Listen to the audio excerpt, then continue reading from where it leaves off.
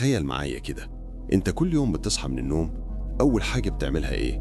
تمسك الموبايل وتفتح تيك توك، انستجرام، يوتيوب، وتلاقي الوقت بيجري من غير ما تحس. السؤال هنا، هو انت فعلا مبسوط ان يومك بيروح في اللا شيء؟ ولا نفسك تبقى طالب منظم تعرف تذاكر وتنجز وتوصل لهدفك؟ الفرق بين الطالب المشتت والطالب المنظم مش في الذكاء، الفرق كله في الروتين. الطالب المشتت بيضيع وقته على السوشيال ميديا، والطالب المنظم بيبدأ يومه من بدري الساعة 5 الصبح، قاعد على مكتبه مركز وبيذاكر. وصدقني، اللحظة اللي هتاخد فيها القرار إنك توقف تشتت نفسك وتبدأ تنظم وقتك، حياتك كلها هتتغير. النجاح مش محتاج معجزة، النجاح محتاج التزام وروتين يومي ثابت.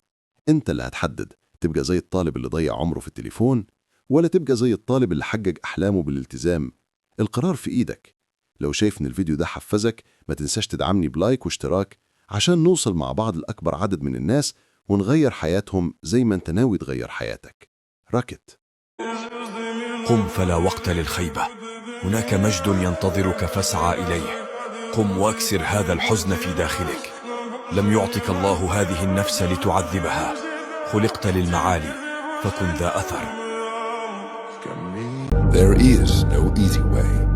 There is only hard work, late nights, early mornings, practice, rehearsal, repetition, study, blood, toil, frustration, and discipline.